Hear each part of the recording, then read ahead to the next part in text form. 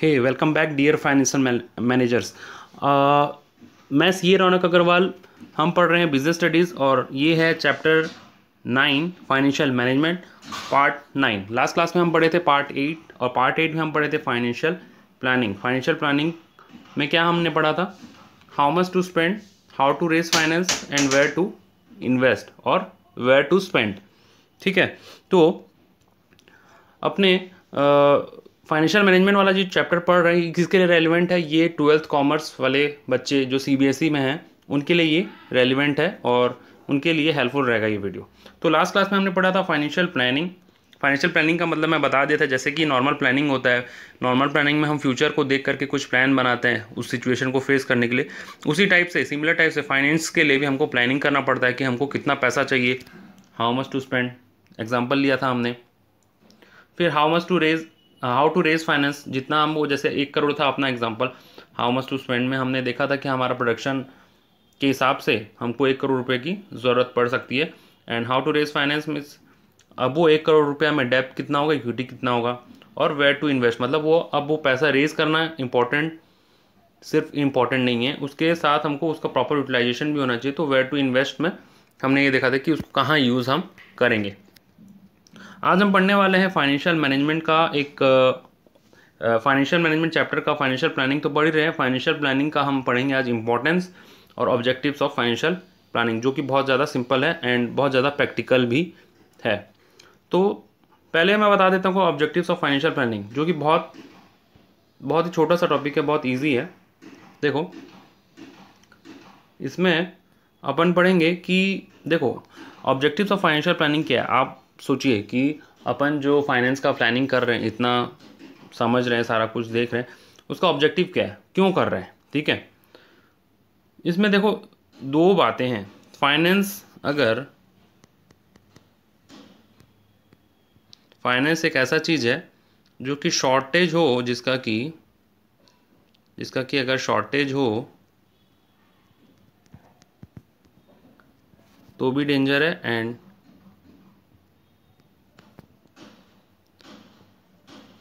जो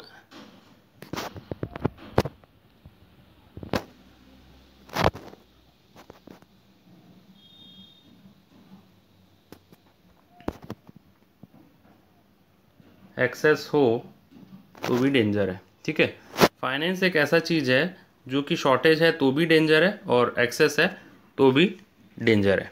ठीक है, तो ना फाइनेंस अपना जो है, जो पैसा है, ना तो वो शॉर्टेज होना चाहिए ना ही एक्सेस होना चाहिए। क्यों? शॉर्टेज होगा तो अपन ढंग से काम नहीं कर पाएंगे, बिजनेस जो है वो प्रॉपरली नहीं चलेगा, कंपनी में जो प्रोडक्शन है वो रुक जाएगा, जितना कैपिटल का रिक्वायरमेंट अगर उससे कम हुआ तो वो नहीं चलेगा काम। ठीक है, बिजनेस अल्टीमेटली शट डाउन हो जाएगा। ठीक है, what if the funds will be in excess? अगर एक्सेस होगा, फंड्स आइडल पड़ा हुआ है, अगर फंड्स आइडल पड़े हुए हैं तो हमको उसको रिटर्न भी तो करना होगा। सिर्फ फंड्स रेज कर लेने से काम नहीं होता है, फंड्स को रिटर्न भी करना होता है अपने को। तो जो एक्सेस फंड्स हैं उनके ऊपर अपने को, जो जिनसे हमने फंड्स लिया हुआ है, अगर डेप्थ लिए हुए हैं तो अपने को उसका इंटरेस्ट भी चुकाना है ना। या फिर अगर शेयर लिए हुए हैं अपन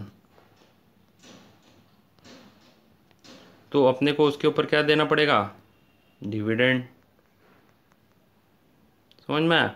तो कोई भी हालत में ना तो फंड्स एक्सेस होना चाहिए ना शॉर्टेज होना चाहिए, और फंड्स जितना है अपने पास वो प्रॉपर होना चाहिए, उसका प्रॉपर यूटिलाइजेशन होना चाहिए। अगर फंड्स रेज कर लिए तो उसको प्रॉपरली यूटिलाइज करना भी ज़रूरी है।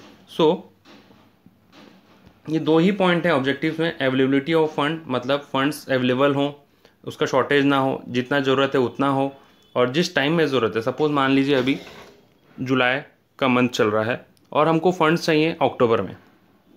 The time when we required fund, at that time the fund should be available. तो एक टाइमिंग वाला भी बात है, फंड्स का अवेलेबिलिटी भी होना चाहिए और जिस टाइम में ज़रूरत है उस टाइम में फंड्स अवेलेबल होना चाहिए। ठीक है, तो availability of funds is also important. ठीक है, और एक्सेस तो होना ही नहीं चाहिए, वो चीज़ तो मैं बता दिया। So this is about objectives of financial planning, जो कि बहुत छोटा सा है। Next is importance of financial planning.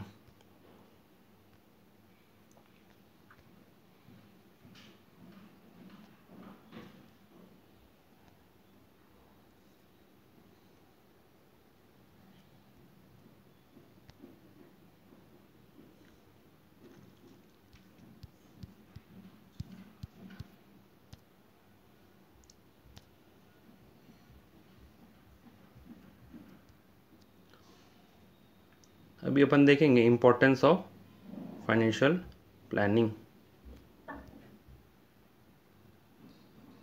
ये ऑब्जेक्टिव्स और ये फाइनेंशियल प्लानिंग वाला और ये ऑब्जेक्टिव्स को हटा दूं क्या मैं, या स्क्रीन में जगह नहीं हो रहा है? चलो आप मना तो कभी करोगे नहीं, और मना भी करेंगे तो आप मुझे सुनाई थोड़ी ना देगा, मुझे तो अपना ही करना है, मुझे जो मैंने जो कह दिया वो कह दिया।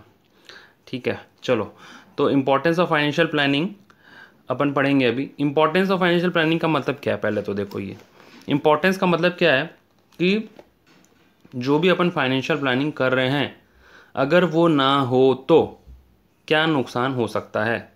इम्पोर्टेंस का मतलब वही है कि फाइनेंशियल प्लानिंग अगर हम ना करें तो क्या परेशानी का सामना करना पड़ सकता है, क्या नुकसान हो सकता है। तो इसी के लिए इम्पोर्टेंस का मतलब ही यही है कि अगर फाइनेंशियल प्लानिंग कर लें तो अपने को क्या फ़ायदा हो सकता है। ठीक है, इम्पोर्टेंस ज़रूरी क्यों है, फाइनेंशियल प्लानिंग इतना ज़रूरी क्यों है। ठीक है, तो इसको याद करने के लिए एक छोटा सा कोड मैंने बनाया हुआ है, ई स्कूल FL। ठीक है, ई स्कूल FL। आजकल तो हर चीज़ का ई फॉर्म में आ रहा है आजकल। ठीक है, ई राशन, ई मेल, है ना, ई आधार, सारा कुछ। अभी ई क्लासरूम भी आ गया है, तो इसलिए ई स्कूल FL। ई स्कूल FL का अंदर में ये पॉइंट्स छुपा हुआ है जो कि है इम्पोर्टेंस ऑफ फाइनेंशियल प्लानिंग। और ई स्कूल FL आपको याद करने के लिए हेल्प करेगा, इम्पोर्टेंस ऑफ फाइनेंशियल प्लानिंग को याद करने में ई स्कूल FL आपको हेल्प करेगा। देखो बिजनेस स्टडीज़ एक थियोरी सब्जेक्ट है, थ्योरी को प्रैक्टिकल वे में बताना बहुत ज़रूरी है, तभी आपको वो चीज़ याद रहेगा। और दूसरा बात है कि पॉइंट्स याद करना बहुत मुश्किल हो जाता है। आपके बिजनेस स्टडीज़ में 12 चैप्टर्स हैं, तो 12 चैप्टर्स के सारे अलग अलग पॉइंट्स हैं, अलग अलग टॉपिक हैं, और टॉपिक के अंदर अलग अलग टाइप के पॉइंट्स हैं, तो उनको याद करने के लिए ये छोटा सा तरीका मैंने निकाला है। अगर आपको पसंद है तो आप इसको यूज़ कर सकते हैं, नहीं पसंद है तो नॉर्मली याद कर सकते हैं, मार्क्स कहीं पे भी नहीं कटेंगे। अल्टीमेट अपना ऑब्जेक्टिव है कि एग्ज़ाम में अच्छे मार्क्स सिक्योर करना और जो हम पढ़ रहे हैं उसको याद भी रखना, तो इसीलिए ये निकाला गया है। ठीक है, अब कि ई स्कूल FL जो है उसके अंदर का क्या है मैं बता देता हूँ। E for evaluation of actual performance earlier. ठीक है, ये एक पॉइंट है। S for shocks and surprises. CE for coordinate various function. U for utilization of finance. L for link between present and future. F for prepared for future. L for link between investment and financing decision. ठीक है, so this completes the points. Around 7 points are there. 7 points are there. तो 7 point को याद करने का एक तरीका है E school FL। E for बोलिए evolution of actual performance earlier. S for shocks and surprises. C for coordinate, एक बार कोऑर्डिनेट याद कर लीजिए। U for utilization of finance. L for link between present and future. F for prepared for future. L for link between investment and financing decision. 2 तो L है, या ध्यान में रखिएगा। ठीक है, तो अपन अभी टॉपिक को डिस्कस करते हैं। देखो अगर CBSE का एक रूल है कि अगर आप पॉइंट्स भी लिख देते हैं तो आपको 50% मार्क्स ऐसे ही मिल जाता है। अगर मान लीजिए सपोज फॉर एग्जांपल ये क्वेश्चन आ गया 5 मार्क्स में, अब 5 मार्क्स में आपको पूछा, आपको अंदर का कंटेंट सही से नहीं पता है, चलो सपोज मान लीजिए, वैसे तो मैं अंदर का कंटेंट भी आपको बहुत अच्छे से दूंगा ताकि आपको याद रहे, लेकिन मान लीजिए कि आपको अंदर का कंटेंट हल्का फुल्का याद है, पूरा अच्छे से याद नहीं है, लेकिन आपने पॉइंट सही लिखा हुआ है, तो पॉइंट सही लिखा हुआ है तो आपको 2.5 मार्क्स तो ऐसे ही मिल जाएगा। एग्जामिनर 2.5 मार्क्स इसी पॉइंट के बेसिस में दे देगा। अब आप बोलेंगे कि सर आप ही ऐसा कहते हैं, ऐसा तो कहीं लिखा हुआ नहीं है। ये बिल्कुल लिखा हुआ बात है। CBSE का जो एग्जामिनर्स का जो चेकर्स का क्राइटेरिया होता है उसमें क्लियरली लिखा हुआ होता है कि half marks for the points and half marks for the content. समझ में आया? तो इसीलिए पॉइंट को मैं याद करवाने में ये फोकस इसलिए करता हूँ कि पॉइंट्स भी याद हो गया तो 50% मार्क्स आपका ऐसे ही हो गया। ठीक है, तो इंपॉर्टेंस ऑफ फाइनेंशियल प्लानिंग क्या है? E for evaluation of actual performance. S for shocks and surprises. C for coordinate various functions. U for utilization of finance. R for link between present and future. और एक L क्या है? Link between investment and financing decision. F for prepared for future. चलो अब 1 bye 1 एक point, इस सारे point को डिस्कस कर लेते हैं। उससे पहले मैं एक एग्जांपल लेना चाहता हूँ। एज वी ऑल नो कि फाइनेंशियल प्लानिंग का मतलब क्या है कि फाइनेंस का प्लान करना। ठीक है, फाइनेंशियल प्लानिंग का मतलब है अपन फाइनेंस के रिगार्डिंग जो प्लान है वो करेंगे। ठीक है, अब फाइनेंस का प्लान करेंगे तो ऑब्वियसली प्लान जो होता है फ्यूचर के लिए होता है, ये अपन जानते हैं, है ना। जो प्लानिंग होता है वो फ्यूचर के लिए होता है। तो फ्यूचर का प्लान किस टाइप से हो रहा है देख लीजिए। एक प्लानिंग मतलब क्या है, एक पेपर में अपन प्लान बनाएंगे। सपोज ऑन पेपर अपने प्लान बनाया है,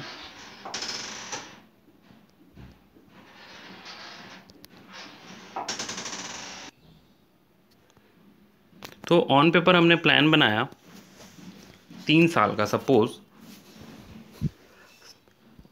3 इयर्स नहीं, 3 सिचुएशन का हमने प्लान बनाया, ठीक है। सिचुएशन 1, सिचुएशन 2 और ये है सिचुएशन 3, ठीक है। ध्यान से समझने का टॉपिक है ये, बहुत ध्यान से सुनिएगा, अदरवाइज आपको इंपॉर्टेंस ऑफ फाइनेंशियल प्लानिंग समझ में नहीं आएगा, ठीक है। तो 3 सिचुएशन के रिगार्डिंग हमने प्लान बनाया हुआ है। 3 सिचुएशन है।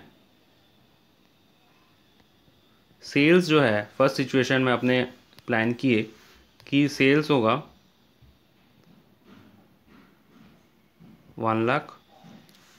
दूसरे सिचुएशन में हमने सोचा 2 लाख और यहाँ पे हमने सोचा 3.5 लाख, ठीक है। सेल्स यूनिट में है ये।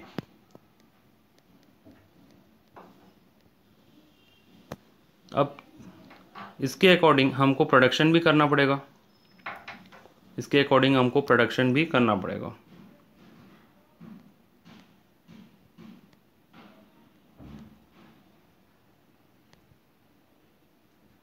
प्रोडक्शन अपन कितना करेंगे, जब 1 लाख सेल होगा तो उससे थोड़ा सा ज़्यादा ही करेंगे प्रोडक्शन। 1.2 लाख 2.5 लाख प्रोडक्शन करेंगे एंड 3.5 लाख के लिए चलो 3.7 लाख का प्रोडक्शन हम करके रखेंगे, ठीक है। Now most important point, capital requirement. तीनों सिचुएशन के लिए कैपिटल रिक्वायरमेंट कितना लगेगा। यहाँ पे 1 करोड़ का लगेगा, 1 CR, यहाँ पे 3 CR और यहाँ पे 5 CR लगेगा, ठीक है। तो अपने ऑन पेपर में 3 सिचुएशन का प्लान अपन बनाए, ठीक है। और इसको अपन एक ब्लूप्रिंट भी बोल सकते हैं, ठीक है। जैसा कि अपन फाइनेंशियल प्लानिंग में अपन पढ़े कि फंड्स पहले कितना रिक्वायर्ड है वो अपने को मालूम करना होता है, जैसे कि हमने यहाँ मालूम किया 1, 3 एंड 5। तो इसको अपन ब्लूप्रिंट भी बोल सकते हैं, ठीक है। अब जो कंपनी है वो इन 3 सिचुएशन के लिए प्रिपेयर्ड है, ठीक है। वो इन 3 सिचुएशन के लिए प्रिपेयर्ड है कि उसको या तो लगता है कि सेल 1 लाख होगा, 1 लाख हो सकता है। सिचुएशन 2 में लगता है कि 2 लाख भी हो सकता है और सिचुएशन 3 में लगता है कि ज़्यादा से ज़्यादा 3.5 लाख होगा, ठीक है। और ये तीनों सिचुएशन का एक मिड पॉइंट ले लें, तो मिड पॉइंट लेंगे तो ये रीजनेबल पॉइंट भी बोल सकते हैं इसको कि 2 लाख तो होगा ही होगा। सेफ साइड के लिए, सेफ्टी के लिए कंपनी ने इसके लिए भी प्रिपेयर्ड रखा है खुद को और अपर साइड भी प्रिपेयर्ड रखा है, ठीक है। ये लोअर साइड है situation 1 and situation 3 is upper side. तो अब इसके अकॉर्डिंग कंपनी 1 CR, 3 CR और 5 CR का रिक्वायरमेंट बन रहा है कैपिटल का, ठीक है। तो अब कंपनी ने सोचा कि सिचुएशन तो 3 है लेकिन अब कैपिटल मैं कितना रेज करूं। सिचुएशन 3 है तो कैपिटल कितना रेज करूं। तो रीजनेबल पॉइंट कंपनी ने एक सोचा कि ना ज़्यादा ना कम 5 + 3 + 1 का एवरेज करेंगे तो आ जाएगा आपको 3 करोड़, ठीक है। 3 करोड़ एक बार रेज कर लेते हैं। जिस सिचुएशन जैसा होगा, देखो मान लो सिचुएशन जैसा होगा अपन फिर अकॉर्डिंगली प्लान आउट कर लेंगे। जैसे 3 करोड़ रेज किए तो ये दोनों सिचुएशन तो कवर हो ही गए। एक सिचुएशन बचा, ये सिचुएशन 3, इसके लिए फिर उस वक्त देख लेंगे और ज़्यादा रिक्वायर्ड होगा तो फिर और रेज कर लेंगे। जैसा कि हमने अभी थोड़ी देर पहले पढ़ा कि फंड्स अगर आइडल हैं तो भी नुकसान है और अगर स्केयर हैं तो भी नुकसान है। फंड का कमी भी नुकसानदायक है कंपनी के लिए और फंड का एक्सेस भी नुकसानदायक है। तो कमी तो होगा ही नहीं और एक्सेस भी नहीं होगा। 3 करोड़ एक रीजनेबल पॉइंट है, तो इसलिए कंपनी ने 3 करोड़ का प्लान किया। ठीक है, अब मान लीजिए सिचुएशन वन वाला सिचुएशन रहा, तो कंपनी, हालांकि फंड्स एक्सेस हैं, कंपनी रिटर्न कर सकता है फंड को, लेकिन सिचुएशन वन कवर हो गया। अब मान लीजिए सिचुएशन 3 वाला सिचुएशन हो गया कंपनी में। ठीक है, that means sell 3.5 lakh unit, 3.5 lakh unit cross कर गया। तो उस केस में कंपनी का 5 करोड़ का रिक्वायरमेंट है, तो 2 करोड़ वो इजीली रेज कर सकता है। थोड़ा सा उसको मतलब उसके ऊपर वर्कआउट करना पड़ेगा, लेकिन still company can raise this target. But मान लीजिए अगर कंपनी एक ही सिचुएशन के लिए प्रिपेयर रहता, सिचुएशन 1 के लिए, वो ये सिचुएशन बनाता ही नहीं, तो क्या वो कंपनी ये सिचुएशन को फेस कर पाता? नो, क्योंकि कंपनी 1 करोड़ के लिए प्रिपेयर्ड है, वो 5 करोड़ रुपये 5 टाइम्स ज़्यादा कैसे लेके आ पाएगा? ठीक है, तो this is the importance of financial planning. अब इसको पॉइंट बाय पॉइंट अपन समझेंगे ये सिचुएशन को ध्यान में रखते हुए।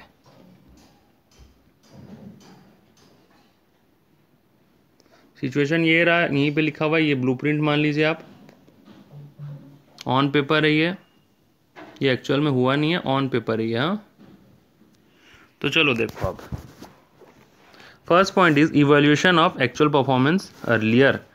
मतलब देखो यहाँ पे जब अपने फंड्स को रेज करने का बारी आया, तो हमने ये सोचा कि ऐसे दिस टाइप ऑफ सिचुएशन हो सकते हैं, तो अपने ये भी देखा कि अगर 1 लाख यूनिट हमको सेल करना है तो प्रोडक्शन 1.2 लाख करना पड़ेगा, और जिसके लिए 1 करोड़ रुपया लगेगा।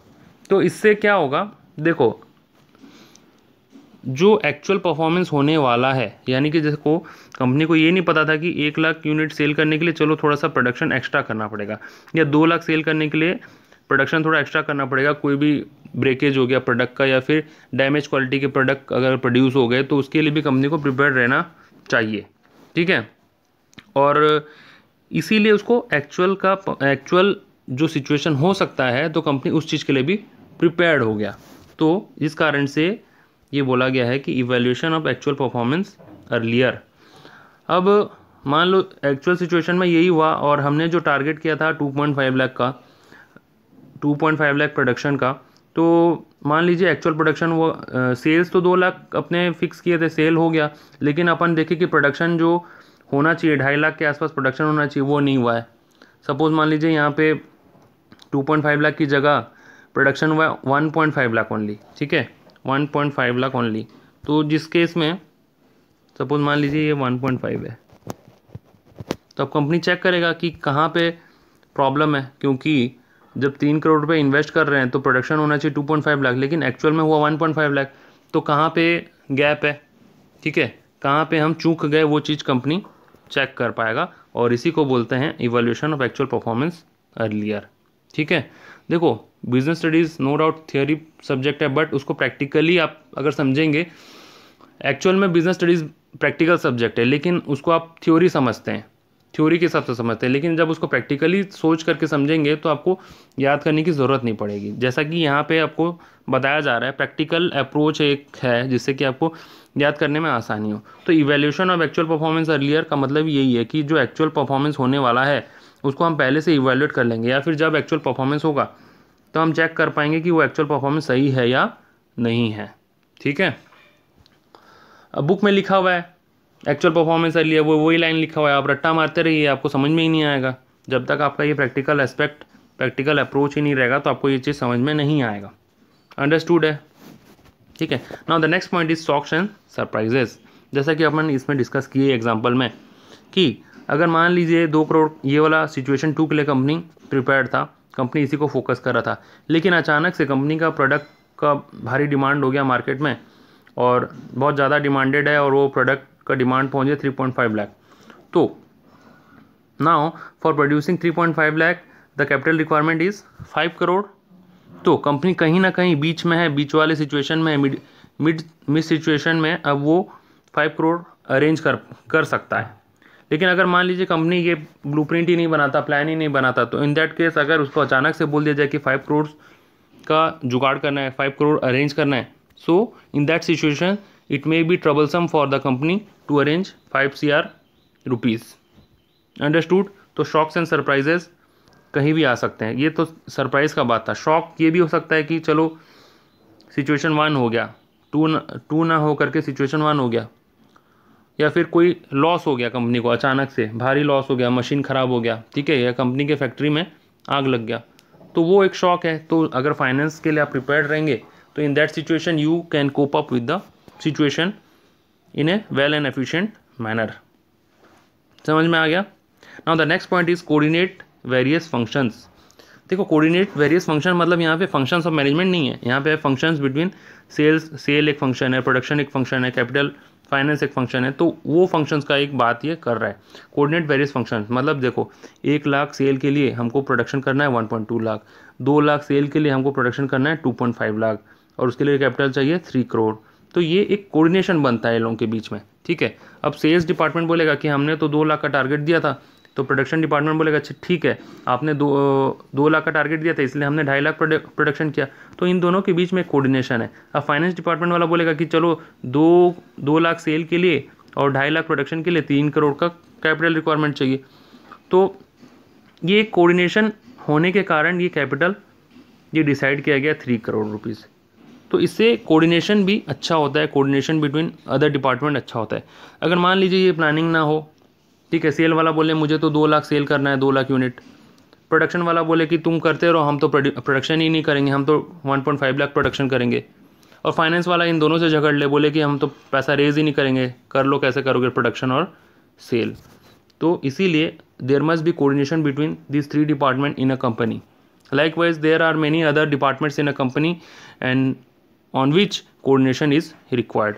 So, financial planning in advance helps in coordination also. Coordination between various functions like sales, production, finance, etc.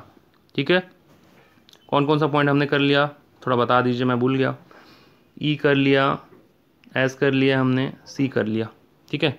Utilisation of finance, ये तो बहुत ऑब्वियस सा पॉइंट है कि जितना फंड्स हम रेस किए रहेंगे उसका प्रॉपर यूटिलाइजेशन हो जाता है, ठीक है, क्योंकि हमने हर चीज़ प्लानिंग करके किया हुआ है, एनोनिमस हमने ऐसा नहीं किया हुआ है, ठीक है। तो प्लानिंग के कारण, प्रॉपर प्लानिंग के कारण जितना हम फंड रेस किए हैं उसका प्रॉपर यूटिलाइजेशन हो पाता है, ठीक है। And as we all know कि अगर फंड्स का प्रॉपर यूटिलाइजेशन ना हो तो फंड्स एक्सेस भी डेंजर है और फंड्स का शॉर्टेज भी डेंजर है। So the proper utilization of finance should be there, ठीक है। यूटिलाइजेशन ऑफ फाइनेंस हो गया। Link present and future. Link present and future मतलब लिंक बिटवीन, यही तो लिंक है। आज हम खड़े हैं, सपोज आज का डेट है 22/7/2020, ठीक है। तो आज हम यहाँ खड़े हैं, तो हमको प्लानिंग, हमने ये जो प्लान किया ये वाला, ये अगस्त का किया, ठीक है। अगस्त के महीने का हमने प्लानिंग किया, अगस्त 20 का हमने प्लानिंग किया कि ऐसा ऐसा सिचुएशन हो सकता है। So it is a link between present and future. It is nothing but link between ये प्रेजेंट एंड फ्यूचर। ये जो लिंक है ये कौन दे रहा है? Important, that means financial planning ये लिंक प्रोवाइड कर रहा है बिटवीन प्रेजेंट एंड फ्यूचर, ठीक है। अगर हम फ्यूचर का प्लानिंग नहीं करें तो लिंक कैसे बैठेगा? ठीक है, क्लियर है ये चीज़?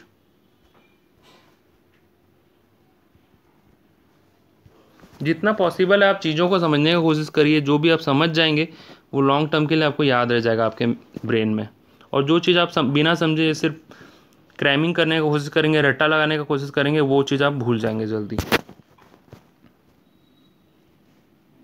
तो link between present and future हो गया। Now prepared for future, again similar type of point. It tries to link between present with future. And prepared for future का मतलब क्या है? क्या हो सकता है आप सोचिए।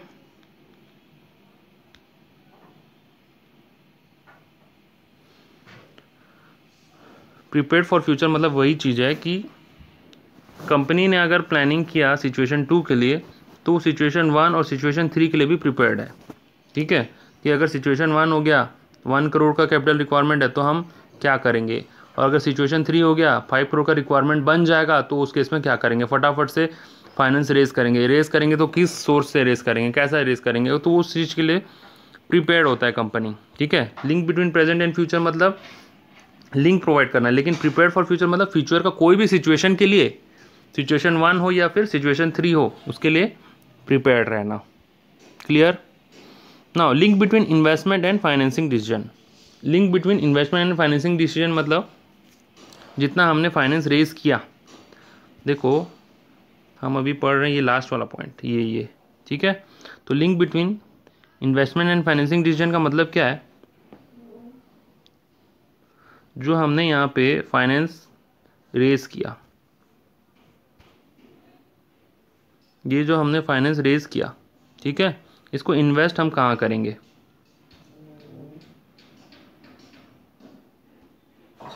हम इसको इन्वेस्ट कहाँ करेंगे, उस चीज़ का एक लिंक प्रोवाइड करता है, ठीक है। इन्वेस्ट यहाँ पे मतलब मान लो इस केस में मशीन में करेंगे, यहाँ पे स्टॉक में करेंगे, या फिर बिल्डिंग में करेंगे, किस चीज़ में करेंगे, वो लिंक भी प्रोवाइड करता है। कौन? Financial planning. समझ में आया फाइनेंशियल प्लानिंग क्या करता है? देखो पहला पॉइंट है इवैल्यूएशन एक्चुअल परफॉर्मेंस अर्लियर, मतलब एक्चुअल का परफॉर्मेंस, एक्चुअली परफॉर्मेंस जितना होना चाहिए उतना है यानी उसका इवैल्यूएशन हो जाता है, ठीक है। ये डायग्राम अगर आप याद रख लिए, ये सिचुएशन को याद रख लिए, तो आपको पूरा ये टॉपिक हो गया। और इसके साथ साथ मेमोरी टेक्निक भी है, E school FL, E for evaluation of actual performance कैसा था बताया था। शॉक्स एंड सरप्राइजेस, कोई भी सिचुएशन हो सकता है उसके लिए प्रिपेयर्ड है, शॉक मिल सकता है कंपनी को, कोई सरप्राइज भी मिल सकता है। कोऑर्डिनेट वेरियस फंक्शन, कंपनी के बहुत सारे फंक्शंस होते हैं, सेल, प्रोडक्शन और फाइनेंस, उसके बीच में एक कोऑर्डिनेशन लाता है। यूटिलाइजेशन ऑफ फाइनेंस, अगर हमको पता है कि हमको 3 करोड़ रुपए चाहिए, तो हमको ये भी पता है कि हम वो 3 करोड़ रुपए मिल जाने के बाद हम उसको कहाँ पे यूटिलाइज करेंगे, ठीक है। Link between present and future, आज का डेट और फ्यूचर के डेट में एक लिंक प्रोवाइड करता है कौन? Financial planning. Prepared for future, company prepared है फ्यूचर के लिए कि कोई भी सिचुएशन हो सकता है, सिचुएशन 1 भी हो सकता है, सिचुएशन 3 भी हो सकता है, ठीक है। Link between investment and financing decision, जो हमने फाइनेंस किया उसको हम कहाँ इन्वेस्ट करेंगे, उसके बीच में भी लिंक है, क्योंकि कंपनी को पता है कि वो कहाँ इन्वेस्ट करेगा, ठीक है। So this is all about your importance of financial planning. आज के क्लास में हमने पढ़ा ऑब्जेक्टिव्स ऑफ फाइनेंशियल प्लानिंग, जिसमें कि हमने सीखा कि फाइनेंस ना ज़्यादा होना चाहिए ना कम, और उसके बाद हमने इंपॉर्टेंस पढ़ा, E school FL, E for evaluation of actual performance, S for shocks and surprises, C for coordinate various functions, U for utilization of finance, L for link between present and future, F for prepared for future, and L for link between investment and financing decision. So this is all about your today's class. Thank you for watching this class. Have a nice day. Bye bye.